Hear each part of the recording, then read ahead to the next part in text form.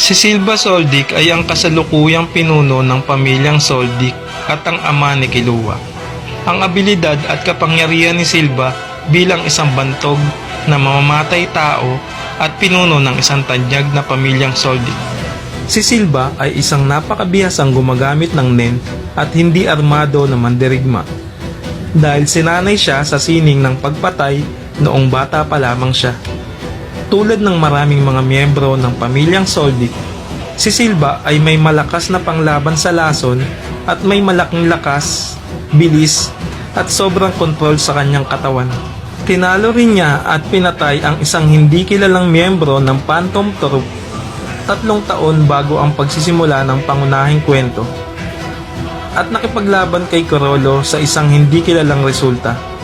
Silang dalawa ay nakaligtas, bagaman si Silva ay ipinakita na walang makikitang pinsala. Gaano nga ba kalakas itong si Silva? Si Silva ay may napakalaking pisikal na lakas, tulad ng ipinakita noong siya ay nahulog mula sa kalangitan at dinurog ang ulo ni Chito na may isang suntok at lumilikha ng isang malaking crater na walang galos sa katawan. Sa kanyang pakikipaglaban kay Corolo, ang kanyang suntok, kahit na ito ay hinarangan, nananatili ang sapat na kapangyarihan upang maging sanhi ng pagkawala sa balanse ni Corolo. At gaano kabilis itong si Silva? Nabanggit ni Kilua na maaari niyang matanggal ang puso ng isang tao ng napakabilis na hindi man lamang ito dudugo. Siya ay kasing bilis ni Zeno at Corolo sa bilis sa kanilang pagkaharap. Siya din ay may malakas na panglaban sa lason. Ang lason ay hindi epektibo laban kay Silva, tulad ng nakita ng tinangka ni Corolo na lasunin siya sa pamamagitan ng paghiwa sa kanya gamit ang bent knife. Pinakawalan ni Silva ang lason sa hiwa at ipinagpatuloy ang pakikipaglaban sa tila walang kinalabasan. Si Corolo mismo ay nagulat dahil ang 0.1 mg ng lason na ginamit niya ay sapat upang maparalisa ang isang balyena. At pagdating sa nen, si Silva ay isang transmuter na maaaring magpalabas ng kanyang aura sa dalawang malalaking orbs na may nakakatakot na kapangyarihan. Ang katotohanan na pinatay niya si Chito sa malapitan na habang lumilikha ng isang malaking pagsabog at wala man lamang pinsala sa kanyang sarili, maaaring nagpapahiwatig na si Silva ay may kapangyarihan din sa pagpapahusay o isang enhancement. At si Chito ay may mga pandamdam na pandama at napakabilis na mga reflexes. Maaaring itong mabaliwala dahil si Silva ay may kakayahang mag-ukol ng isang malaking dami ng aura sa isang biglaan, isa sa gumagamit ng mataas na kalibre o pareho. At ang kanyang explosive orbs, si Silva ay maaaring lumikha ng dalawang malalaking spear sa labas ng kanyang aura, isa sa bawat kamay, na kung saan ay maaari niyang hihagis sa kanyang target.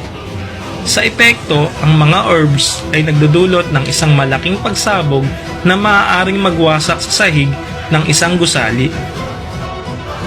At sinasabing kaya niyang magawang patayin ang dalawang master ng nen tulad ni Zeno at Corolo sa direktang pag-hit. Ang pamilyang Assassin at Phantom Troop ay parehong bantog bilang isang mamamatay tao, ngunit sa totoo lamang ay hindi magagawa ni Corolo na matalo si Silva sa mga kadahilanang ito.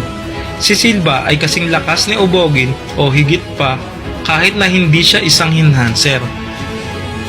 Matatandaan natin nang si Obogin ay nag-concentrate ng nen sa kanyang kamao at gumawa ng isang crater gamit ang kanyang pinakamalakas na atake na Big Bang Impact.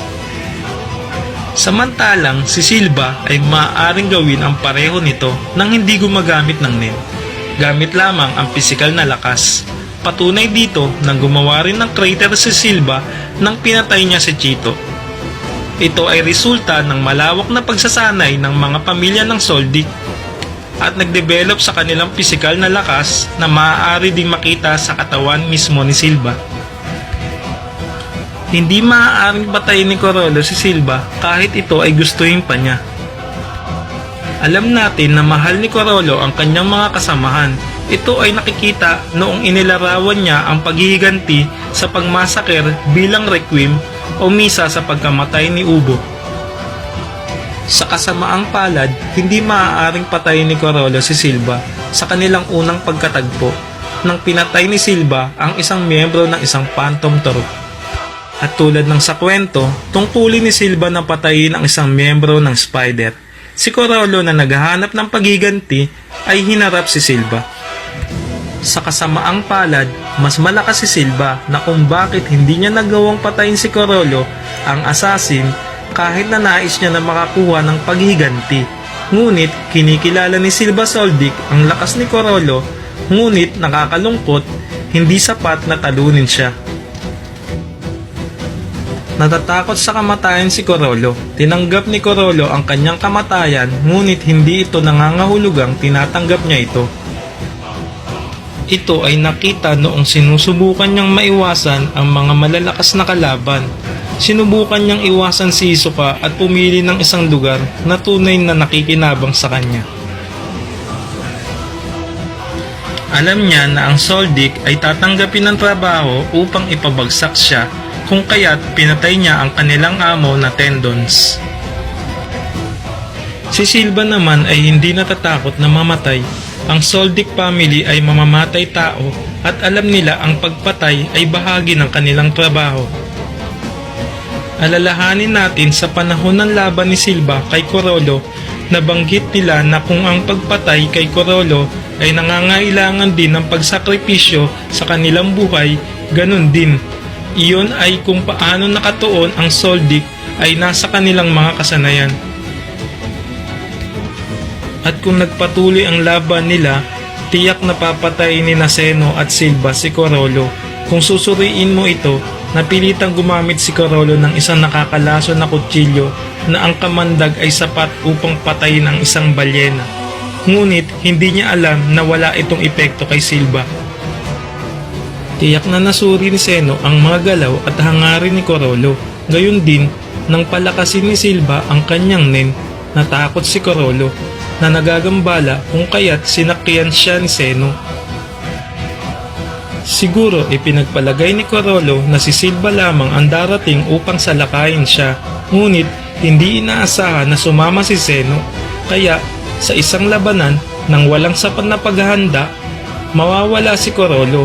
Marahil ito ang dahilan kung bakit kinakailangan niya ng 1 taon upang sa wakas ay magpasya siya na labanan si Hisoka.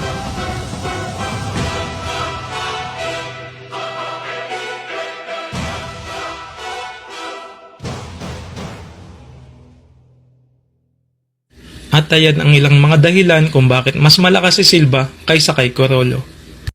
Ikaw, anong opinion mo tungkol dito? I-comment mo sa ibaba ang iyong tugon at babasahin natin yan.